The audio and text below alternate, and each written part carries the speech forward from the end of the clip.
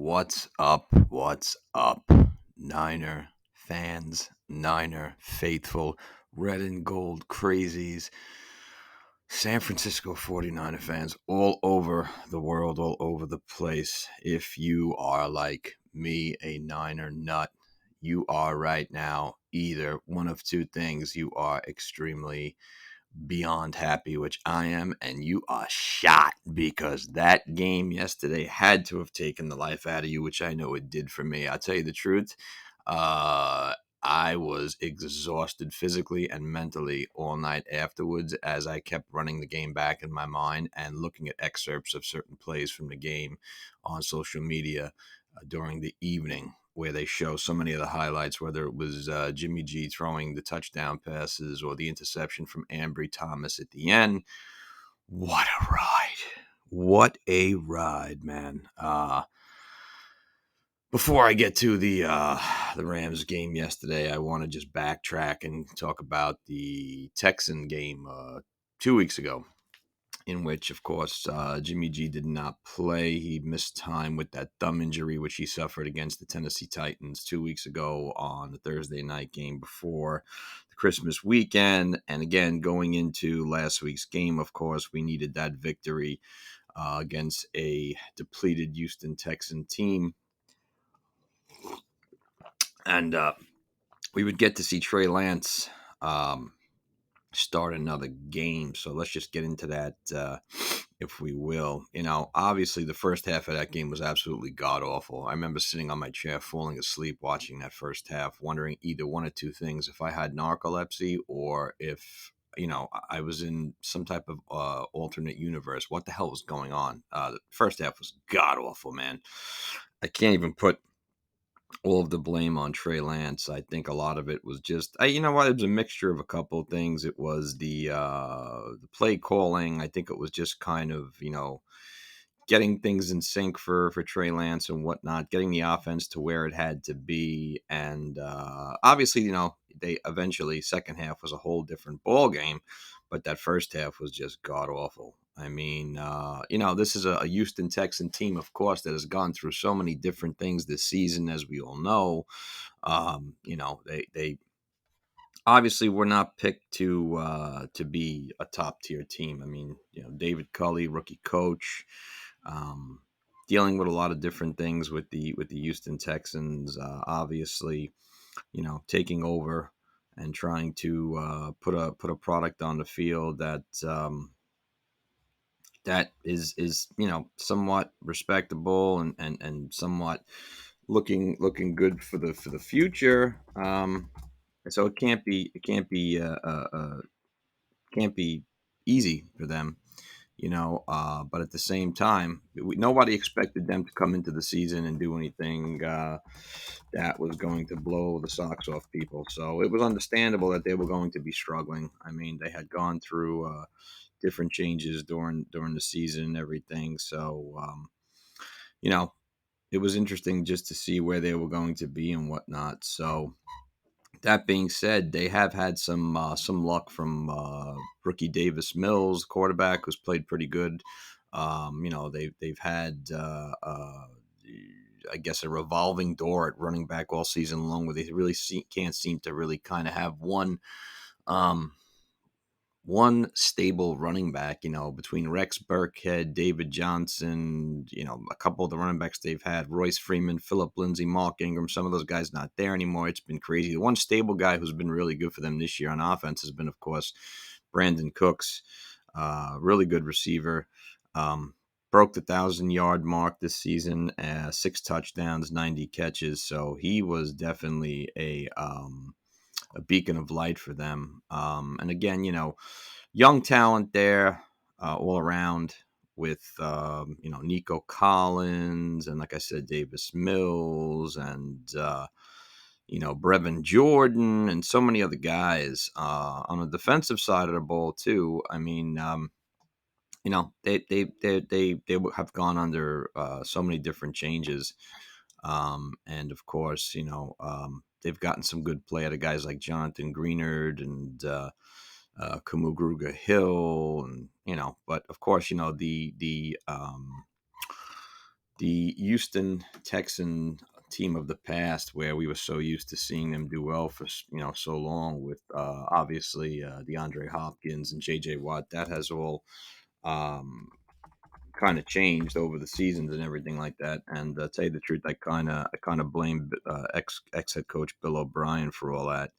And of course, the biggest issue with them this year has been the quarterback controversy with Deshaun Watson. Of course, Watson has had all those allegations made against him. Sexual misconduct and whatnot, and therefore he has not played at all this season. Then there was that rumor during the midseason area where supposedly he was going to be traded to the Miami Dolphins, which never ended up happening. So this team has kind of really had a lot of trouble. But anyway, going back to the game, like we said, it was a terrible first half for the Niners. They just weren't in sync whatsoever. Couldn't get anything going, and then obviously things changed, thank God. I mean, the Texans struck first, of course, and had gotten on top of us, which was kind of shocking. From that point on, I don't think it was ever a worry that things weren't going to go our way, but it was just a matter of like one of those games that was just dragging out and just wondering, okay, let's not let uh, let's not let this team kind of dominate now. Let's kind of pick a time to take over. Brandon Cooks caught an 8-yard touchdown pass from Davis Mills. And then at the end of the first half, thank God, Robbie Gould nailed a 37-yard field goal, which, gave us something. 7-3 put us on the board. And then from there, the second half started and was kind of all Niners, as we've seen yesterday as well, too. Elijah Mitchell caught an 8-yard pass from Trey Lance. They go up 10-7. Debo does his thing, 45-yard pass from Trey Lance. That was one of the great highlights of the day, was that rollout pass. Trey Lance kind of play action, rolled back into the middle of the field, nailed Debo Samuel for 45 yards. They took a 17-7 lead, and then they held on 2 field goals by Robbie Gould. Robbie Gould just seems to be getting better with age. 23-7 is the final, and they definitely looked in sync in that second half. So everything seemed to be working well. They were able to sack Davis Mills 3 times, held the Texan running game in check. Rex Burkhead only had 47 yards. Royce Freeman had 25 yards. That rushing defense for the Niners has gotten better.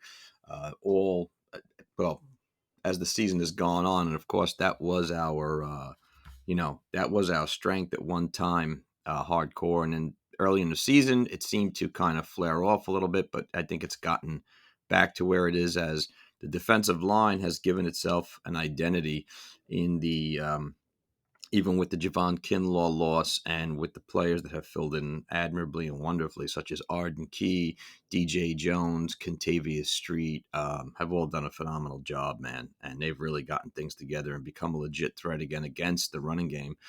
Um, and For the most part, they also held the Brandon Cooks in check. Only had seven. I mean, he had 7 catches, but only had 66 yards. Nobody there really had a large game receiving downfield. And then on the offensive side of the ball, Trey Lance looked pretty darn good, man. Had some very nice numbers: 16-23 for 249, 2 touchdowns, 1 pick. He was sacked once. He had a 116 rating, and he ran 8 times for 31 yards.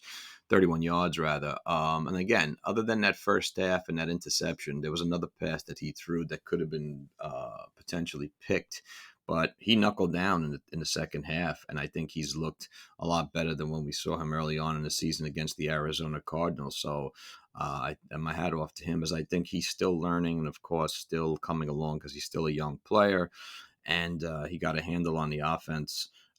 As the offense got a handle in the second half, and they were able to control the clock and run the ball. Elijah Mitchell had 21 carries and 119 yards. Debo Samuel had 6 catches, 63 yards, and a touchdown through the air. Brandon Ayuk, another guy who's gotten better as the season has gone on, 4 catches, 94 yards. So they did exactly what they're supposed to do. Got on top, used the running game to kind of monopolize the clock and control the offense that set up the pass. and then allowed them to get on top. And the defense does, if I could get the word out, did what they do all the time, which is control the run, limit the pass, and put some pressure on Davis Mills, what they were able to do.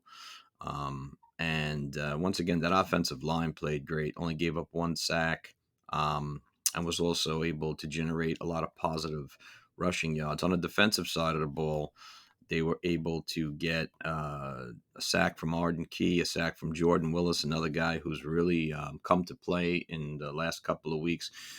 Eric Armstead has played outstanding down the stretch of the season. I've always been critical of him, but he's really playing well this season. And Samson Ebukam, who's played well again in the second half of the season, where they seem to be using him a lot more. He had a half a sack, and then of course Fred Warner, the always on point Fred Warner, led the team with 15 tackles. Marcel Harris had 10 tackles. He also had an interception. Uh, and again, quarterback pressure was the key. Arden Key, along with his one sack, had 4 quarterback hits. So they were able to do what they specialize at.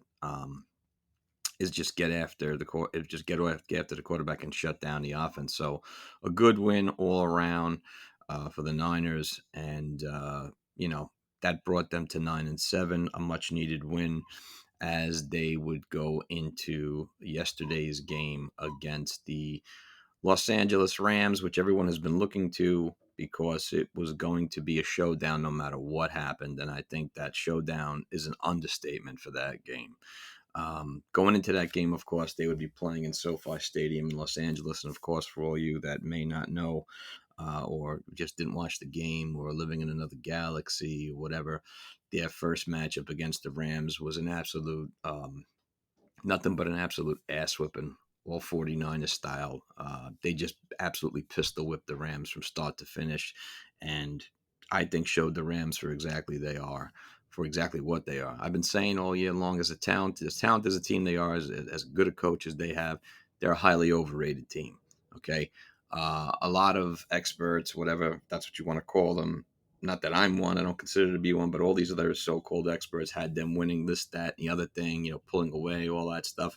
Anybody who knows their worth about not only the Niners, but I guess this sport, and of course, all things the NFC West, knows that it takes a long time during the season to see who's legit in that division.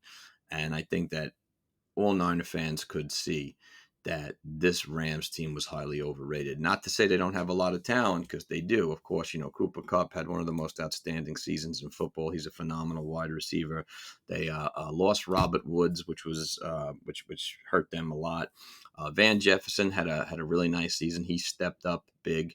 Odell Beckham Jr. really hasn't done much. I don't think anyone expected him to do anything. Um, and they've had multiple running backs all season long. They've had a lot of injuries. They lost Cam Akers early on to the Achilles tear, which was really kind of amazing to see him come back yesterday. And then, of course, they had Henderson, and they've had Sony Michel, who's played well. And then, I think the biggest issue for them was quarterback Matt Stafford. And coming into the season, I remember when they acquired him, I thought that was a great pickup for the Rams, because let's face it, Matt Stafford, his career has been exactly what he always plays to be. He's more of a gunslinger, really. Great arm, throws the ball downfield, has played on some terrible teams when he was with the Detroit Lions. That being said, I can't put all the blame on him for where they've gone or how far he's gotten in his career. I think they got to the playoffs once in his whole career. So you still have to question how clutch he is, and you still have to question is he able to win the big game when he can. And as we've seen this season go on, you've seen at times that the Rams absolutely crumble. Okay, absolutely collapse. And down the stretch of the season, you've seen Stafford throwing interceptions, which he did again yesterday. And again, I've said it. Good quarterback, highly overrated though. I don't think he's a bad quarterback at all. I think he's good for exactly what he is, but that's about it. That's as good as it's getting. I mean, you can't put him in the other tier of quarterbacks in the NFC, especially when you think of Tom Brady, Aaron Rodgers, Russell Wilson, all the other guys in the NFC there. You cannot put him in that top tier. I don't care what his stats say. I don't care for how many yards he throws for. It doesn't really matter. with that talent that he has around him, he should be throwing for that many yards in the offense that he's in. So, also too, this is a defense that has, three All Pros, and Aaron Donald is probably one of the best defensive tackles in football of all time. Jalen Ramsey, who's just a phenomenal cornerback, a phenomenal shutdown corner, very physical type of corner, and linebacker, and of course, um, line linebacker Von Miller. There was a little error with the microphone there. So three All Pros and most likely future Hall of Famers on that roster, and who they've gotten a lot of. But they also have another more well-rounded roster on defense. Leonard Floyd's having a phenomenal season, 9.5 sacks. Greg Gaines, defensive tackle, 4.5 sacks. And they also have some really good players in that defensive backfield, other than Jalen Ramsey. Taylor Rapp, who's got 4 picks. Troy Reader. They're well rounded all over the place. So this was, again, I think a team that defensively, I think that no doubt one of the more talented teams in the league. But if you look at the stats, one of the more interesting stats was yesterday. They're 20th in the league against the pass, which basically tells you that you can throw the ball on them, which is really kind of strange with all that talent they have. And as everyone knows, the Niners have had a really good look against Aaron Donald um, in the past, and they had a lot of good luck against him yesterday. As great of a talented and player as he is, because he is one of the most disruptive defensive tackles in football. He's a phenomenal physical specimen. He's had a phenomenal season statistic wise: 12.5 sacks, 84 combined tackles. 19 tackles for losses, 25 quarterback hits, which are just outstanding numbers for a big defensive tackle. He doesn't play for what he looks like. I mean, if you've ever seen him play, or you've ever seen his off-season training regimen and actually watched him run, he looks a lot lighter, which is scary. But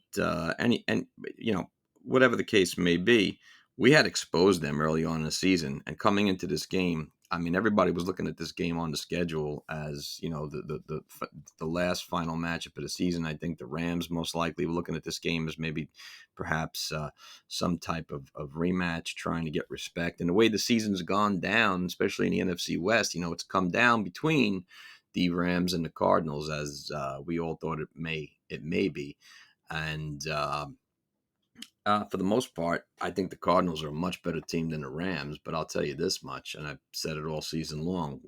Other than the Cardinal loss that we got blown out in the second time we played them, we could have beaten the Cardinals even in that first game when we didn't have Jimmy G. I think that was a winnable game. So despite what the record may say, I think that we're just as good or better as the Rams and the Cardinals. Okay. So we've been in every game, basically. We could have won so many of the games we lost. I'm not trying to do the whole coulda, woulda, shoulda, but it's just true. If you're a Niner fan that knows anything, and you've seen all the games this season and you're objective, you know that that's true, regardless of all things. So going into yesterday's game was definitely going to be interesting, especially in the week upcoming, because the Niners had several players on the COVID list. They also had a few injuries in which they were able to get a couple of players back, one of them being Dre Greenlaw, the linebacker, who's only played in 3 games, missed a lot of time with a groin injury. And they unfortunately went into that game yesterday without All-Pro, future Hall of Famer tackle Trent Williams, who's been just probably the best tackle in football all season long, on anchoring a wonderful offensive line, who I think has just played phenomenal. I can't think of a better time that I've seen an offensive line play this good. I mean, I think they're so underrated, and they've been able to do so many wonderful things. So also coming into the week, of course, the other issue was the injury to Jimmy G. He, of course, had, like I said before, suffered that terrible thumb injury against the Tennessee Titans in that Thursday night loss. He missed the Houston Texan game, and, of course, couldn't go against the Texans, couldn't throw the ball practice week. And then, of course, this week, if you saw a lot of social media videos of him at practice, throwing the ball, according to what some of the medical experts of the team had said he had to kind of change the way he was throwing the ball, change the way he was gripping the ball, and he even played with that little black strap around his thumb, which I, one of the commentators yesterday, I think it was either Joe Buck or Troy Aikman. By the way, can't stand either one of them. Love Troy Aikman. Think Troy Aikman is a phenomenal Hall of Fame quarterback, but I don't know. I'm not big on his commentating down the stretch. He makes a lot of errors. Joe Buck, I can't stand because he's an absolute Yankee hater. He's always a negative guy, always trying to point out the negative.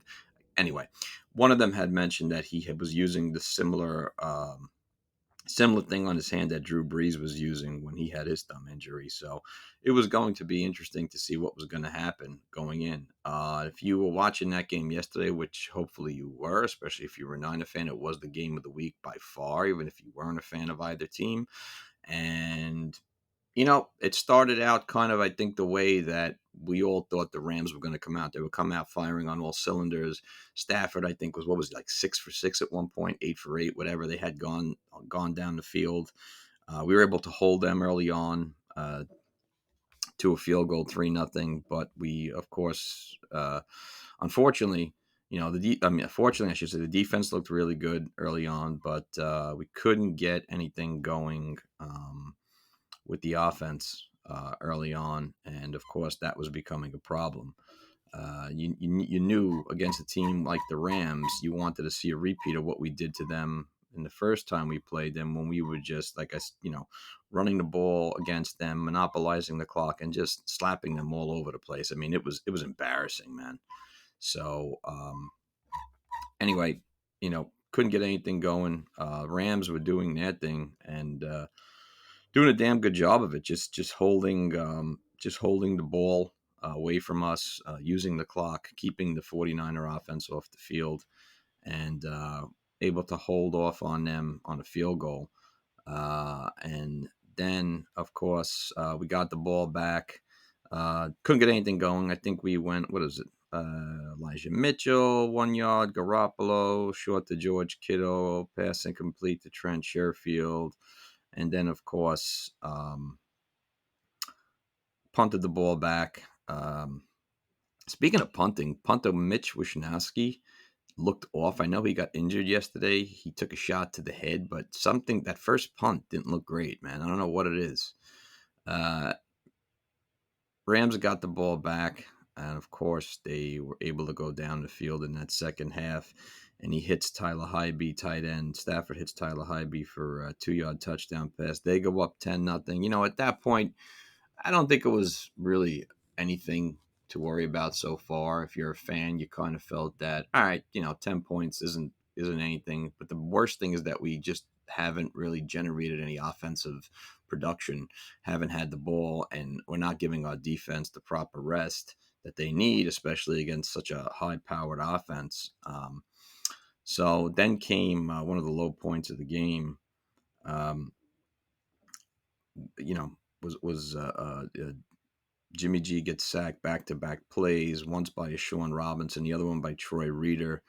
And then they had a punt back to the Rams. And again, from that point on, you're starting to see the obvious, in that you're going to keep giving the ball back to a team that can score. It's not going to be good. And what happens, again, it's another touchdown to Tyler Highby again. This guy, had a highlight reel of a day yesterday. Touchdown pass from Stafford to Highby for 15 yards. They're up 17-0. So now it's starting to look like this. At any minute, this game could pull away and become a disaster, especially after the Niners get the ball back and Jimmy G throws that deep interception, which was picked off by Taylor Rapp. And from that point on, I think that there was that feeling that this is gonna end the way I didn't want to see it, and especially, which I didn't mention, but everybody knows, is that the Niners needed this game, a victory, to get into the playoffs, which I still don't understand the way everything paired off. I mean, I don't know why the NFL just couldn't make it 8 teams in the playoffs per conference just to make it better. Everything always has to be difficult. And they obviously the Niners needed this win to get in. So they're down 17-0. Jimmy G throws this interception. And then The defense again comes to life. They got that sack on Stafford by Nick Bosa and Arik Armstead. Both guys just played phenomenal yesterday. Of course, Nick Bosa has been doing it all season long, but Arik Armstead has just played phenomenal down the stretch yesterday. I mean, he looked like a force to be reckoned with yesterday. He looked like a different player. He's just, coming with pressure, man. Big, tall guy, hands up. They're such a good dynamic duo. And of course, with DJ Jones, Contavious Street, Arden Key. I mean, that defensive line absolutely just did so much for the Niners yesterday. So that was a big sack that they got on Stafford yesterday because they don't get that. You never know. Even if the Rams go up 20-0 with 3 points, it's still three more points than they had. And God forbid it could have been 24-0. And then there's that drive at the end of the first half. They get the ball back with 45 seconds, and Garoppolo goes right down the field. One pass to Ayuk for 19 yards, then a pass to Ayuk again for -2. Another pass to Jermichael Hasty for 8 yards, and then that nice short pass over the middle to Brandon Ayuk for 26 yards, which got them into field goal range. And it was a big field goal, 17-3. They got on the board. They showed momentum. They showed that they could move the ball against this Ram team, which they had not been able to do in that first half. And the good thing is they were getting the ball back in the second half. So that was the high note, I think, of that first half. And of course, going into that second half, that first drive was phenomenal. That was what the 49ers are. Monopolize the clock and pound the ball on the ground. We saw the best of Elijah Mitchell. We saw the best of that offensive line. I mean, they held that ball for I think it was about over 4 minutes in that first drive, and they were able to get a Debo Samuel touchdown around the right side for 16 yards. They trail 17-10, so they're on the board with a touchdown for the first time in the day. The momentum is flowing towards them, and things are looking good. And then, of course, they're able to shut down that Ram defense again. And I think that's something that we've seen a couple times this season from the Rams, is that when they seem to put everything into the pass, it doesn't work out for them, which is kind of strange because Sony Michel has played really well down the stretch. I thought they were going to go to him a little more, but again, they were playing a very good run defense in the 49ers, and we had their number yesterday. So the Rams can't do anything with the ball.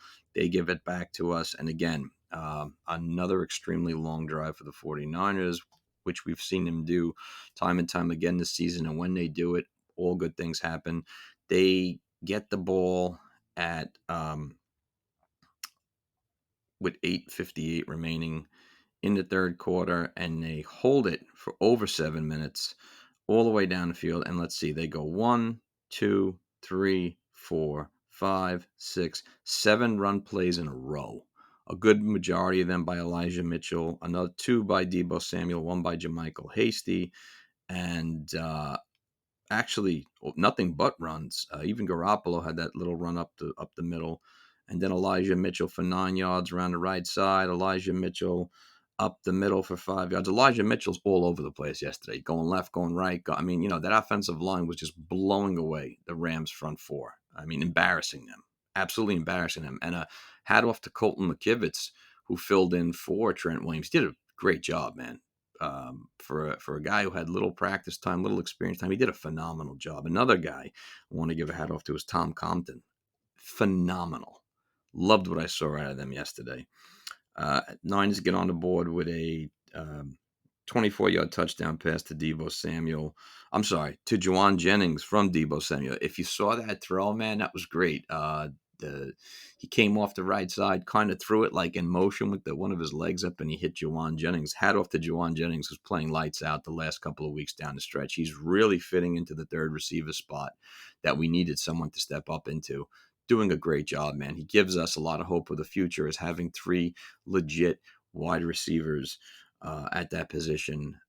Of course, it's great to have the more the merrier, along with George Kittle, which gives you 4 main targets out of the backfield, out of the receiving corps. But having Jawan Jennings as that third receiver is something we needed really all season. I think that they were looking for it in many different ways, especially when Mohamed Sanu went down early on when they were having trouble with Brandon Ayuk. There was a lot of questions. There was a lot of questions coming into the season when they didn't pick up another wide receiver via the draft, via free agency. But in any event, Jennings has definitely stepped up big time, and yesterday was a phenomenal game for him. So Niners tie the game.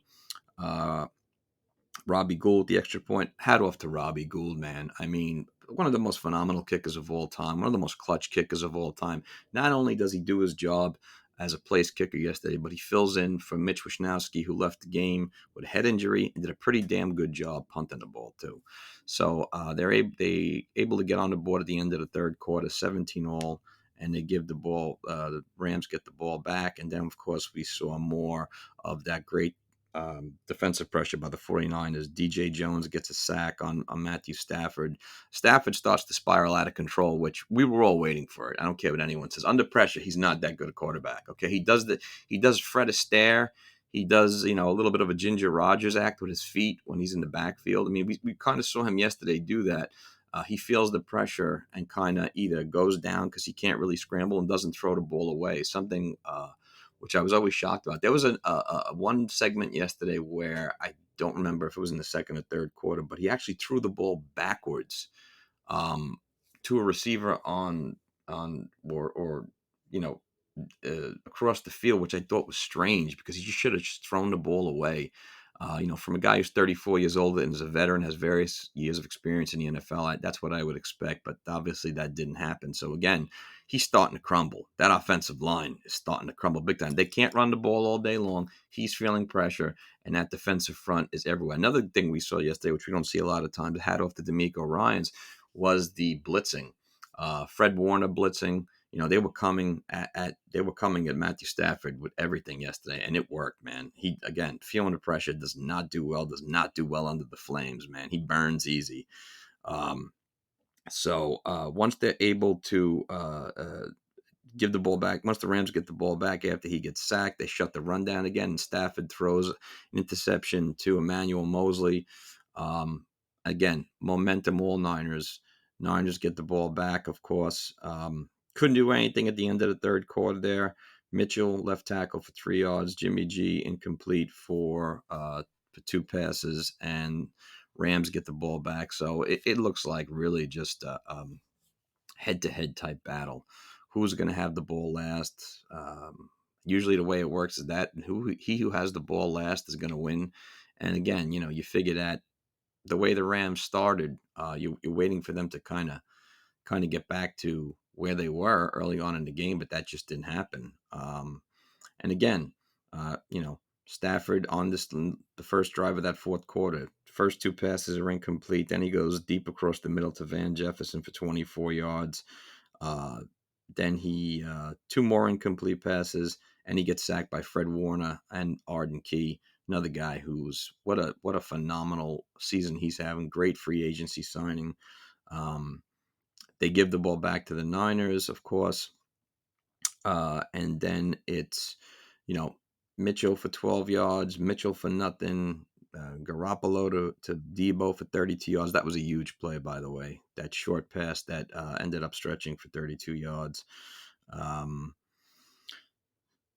then there was the second interception that Garoppolo threw yesterday, that into the middle, picked off by Jalen Ramsey. To be fair, it was a really good play by Jalen Ramsey. I, I I don't think it was as bad as the first interception. I think it was just a case of him trying to fit something into a tight window. And listen, you got to give your hat off to Jalen Ramsey. He's one of the best defensive backs in football. He made a great play. He bobbled it, caught it, rolled into the end zone, and the Rams get the ball back. So again, if you're watching this game and you're a Niners nut, man, it's like it's just taking the energy right out of you.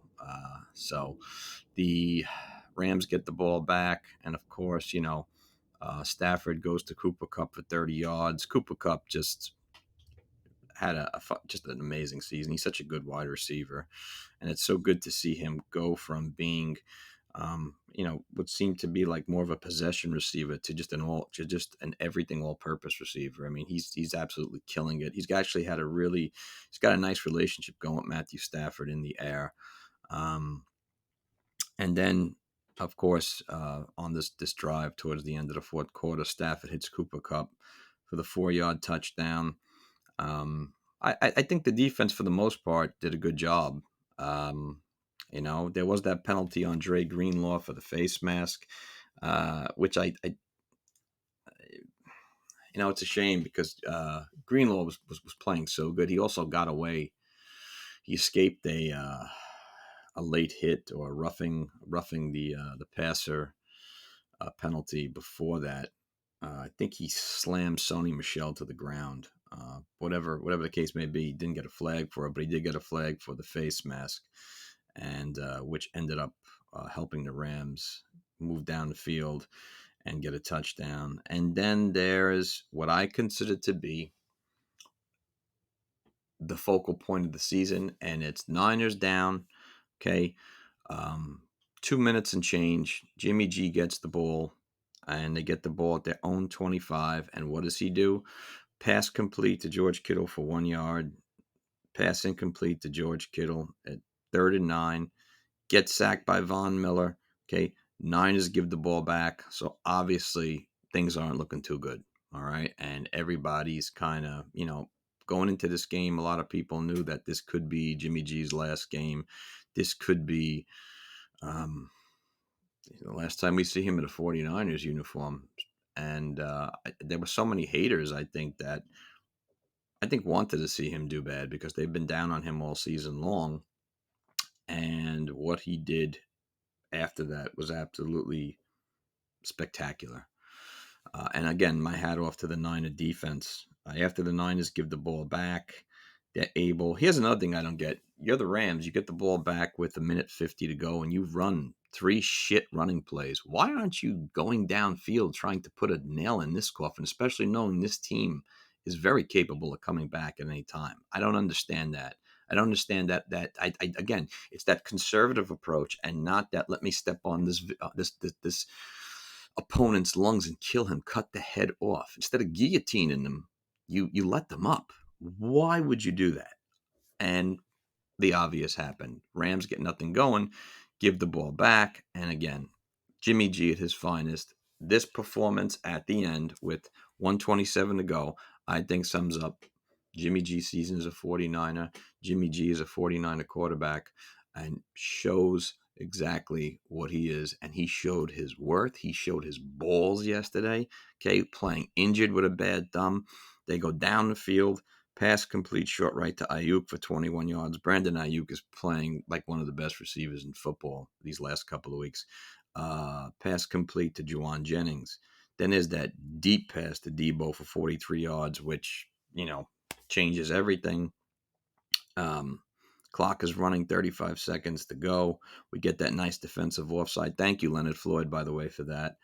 And then, of course, he hits Juwan Jennings for 14 yards and a touchdown, ties the game. And once again, we're even and we're going into overtime. And look, the Rams do get the ball back. I'm sorry, with 26 seconds left. And hat off to Ariki Armstead. Big sack there.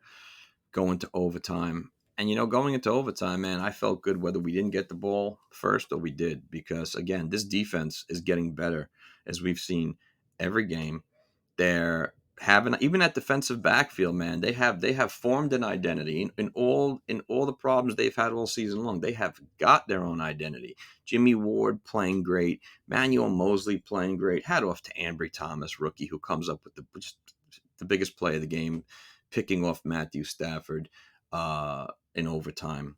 But yeah, I mean, even if the Rams do get the ball, I think the result is the same. We win this game, but Niners get the ball. Okay, they had a really nice long drive where they were able to run the clock down from 10 minutes to 2:48. Robbie Gould once again comes through big with a field goal, and they're up 27-24. Rams get the ball back. didn't look good at first at all. I mean, the first three passes were incomplete. One intended for Beckham, another for Beckham, and of course there was that 3rd and 10 pass that was intended for Cooper Kupp. There was that penalty on Emmanuel Mosley. It was a little skeptical. He did kind of grab him, so I guess they're going to get that call. Stafford throws throws a complete pass to Tyler Highby, and then of course comes him going deep for Odell Beckham and intercepted by Ambry Thomas, and that's a wrap. Okay, that's a wrap. And to tell you the truth, I didn't get that play at the end of the game. I mean, he clearly underthrew Odell Beckham Jr. It almost like they weren't even on the same page. Ambry Thomas made a great play, man. He's another guy. I was happy to see them go with the rookie, someone they drafted, and watch him progress over the season. I think that's the best way. You got to do things like that with these rookies that you draft and you have a lot of high hopes for, especially in the defensive backfield. We were depleted all season long. You let these guys play and learn. It's the best way for them to get better with veterans around like Jimmy Ward, like Emmanuel Mosley, like Donate Johnson, and you let them learn on their own. And, we've seen Ambry Thomas got a lot of big talent receivers down the stretch. 2 weeks ago, he was guarding, AJ Brown for the Tennessee Titans, and had a hard time with him. But again, I had it off to him. I hope the future's bright for this kid. I really like what I see out of him, and what a win, man! Just what a win. I think that the team showed exactly what they are all about yesterday. And if you're any opponent in that NFC, you don't want to play this team. You don't want to play this team at all. They're rolling. They're clicking on all cylinders. They're getting healthier. They have an identity on both sides of the ball. Jimmy G just showing. I think honestly, for all the haters yesterday, a lot of people were kind of nitpicking the stats, saying, "Yeah, but he threw 2 picks." Yeah, he did throw 2 picks. So what, though? He had the bad hand. He made that last drive at the end. I mean, that's everything to me. That's clutch, and that's what a lot of guys. That's what Matt Stafford is not. He's not clutch. There's only a couple of guys that can do that. That can lead that type of attack downfield while they're injured. I'm not trying to diss Matt Stafford, but he's not. I'm sorry, not there. So in my opinion, all Jimmy G hatred goes out the window to anyone who had any doubts. In fact, I think that it makes a lot of people question what's going to happen next season, because how can you not bring him back? How can you not think he's not going to be the starter? Not even thinking about this week's game against the Dallas Cowboys in Dallas, just the way the season ended, man, on a high note, and especially with him at the quarterback at the helm, leading that offensive drive. He's great under pressure. He's calm under pressure. Even when he makes mistakes, he's very calm. Doesn't really play erratic. Okay. Um, and now we have the Dallas Cowboys coming up in Dallas this week, which is a winnable game.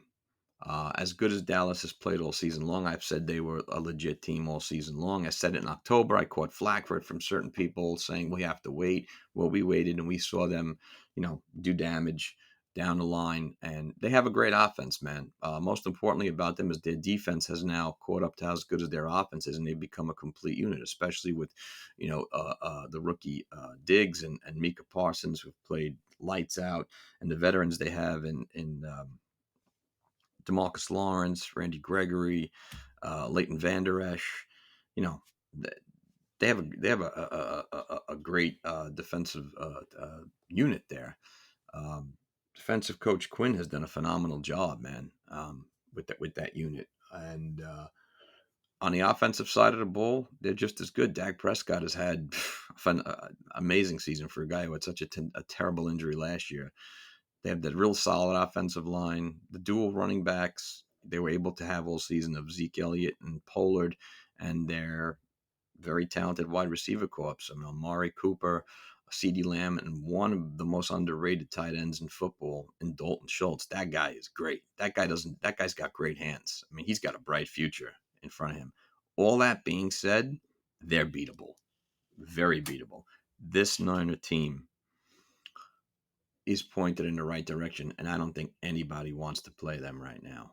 And I think that they can definitely put an ass whipping on the Cowboys, without a doubt. I don't. It may not be easy, but there's no doubt why we can't beat them and just you know, ride this all the way deep into the NFC playoffs, because I think everybody in that NFC is beatable. And as good of a season as the Green Bay Packers have had, not to get ahead of myself or get ahead of anything, I still think they're beatable because we faced off on them early on, and we came back in that game. We could have won that game. Hat off to Aaron Rodgers, had a great season, but they're beatable. Everyone is beatable. And when you're clicking on all cylinders, and when you're hot, and when you're in sync, and when you have the ability to be down 17-0 to one of the highest scoring offenses in football on the road with an injured quarterback and come back and win that game, I'm sorry, but you're deadly. And hat off to Shanahan, man. Shanahan has called some gems this season, man. And I'm always objective. I love Shanny, and I'll always kind of try and point out where I disagree with him on things, but you can't say that is not one cerebral motherfucker, man. I mean, he takes right after his father. They are wonderful X and O football mind type guys who just they know their stuff, man. I mean, he knows the offense so well. He calls a great game. I love seeing what he's been able to do. And again, this is a winnable game against the Dallas Cowboys, man. I think that they're gonna got to get after Dak Prescott. I'm not worried about them shutting the run down.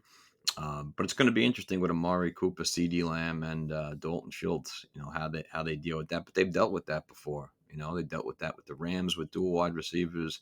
They've dealt with that with the Cardinals with a trio of wide receivers in AJ Green and Christian Kirk and DeAndre Hopkins when he was healthy. Even Rondell Moore, who played well this season. So this isn't anything they haven't seen before. And offensively, they have to do what they do all season long: is monopolize that clock, use the run, take the ball away from the opposing offense, and just